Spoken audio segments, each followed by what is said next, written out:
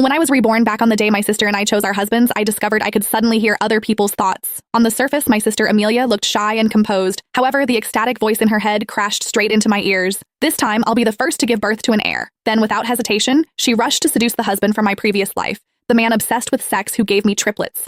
Meanwhile, the cold, untouchable man who never even glanced at her in our last life was left to me. She thought she had won. After all, choosing the man with the stronger desire should make getting pregnant easier, right? I watched her excited figure disappear into the distance and slowly smiled. Amelia, this time, you can fall into hell all by yourself. In the center of the hall, attendants carried over 2 bouquets of roses in different colors.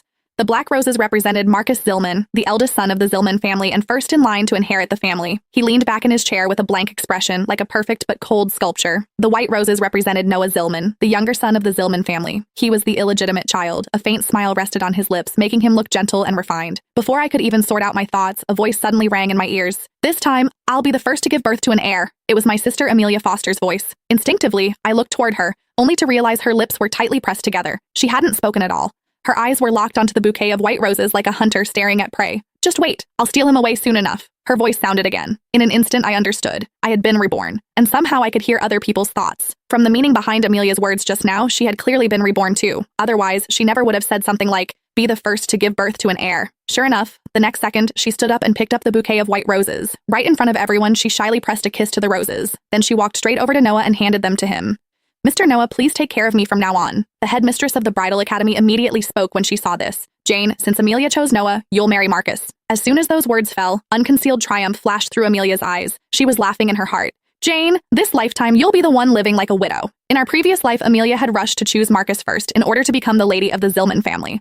Marcus had a shark-like instinct for profit. In just a few short years, he expanded the Zillman family business across all of Europa. However, everyone knew he stayed year-round in the top-floor suite of the company building and refused to let anyone get close to him. Amelia had tried every possible method, from wearing a revealing nightgown and knocking on his door late at night, to using document delivery as an excuse to enter his study. She even sneaked into his hotel room while he was away on a business trip. Every single time, though, she was mercilessly thrown out and humiliated like a joke. Later, she never became pregnant. At a family banquet, Donna Zillman of the Zillman family publicly declared that Amelia had something wrong with her body before directly kicking her out of the family. Meanwhile, I married Noah. Everyone thought I was unlucky. An illegitimate son had no real power and wouldn't inherit much of the family fortune. But after we got married, Noah became almost obsessed with me. Every day, he stayed by my side shopping and eating with me and taking me on dates. Every late night, the sounds coming from our room made the servants blush whenever they passed by. Later, Marcus suddenly died. The autopsy report showed heavy metal poisoning as the cause of death, but nobody knew who did it. Noah inherited the entire Zillman family, and I went from being the wife of a family outcast to becoming the Donna of the Zillman family. Amelia became jealous to the point of madness. She invited me out shopping, only to drag me off the rooftop of a mall so we would die together.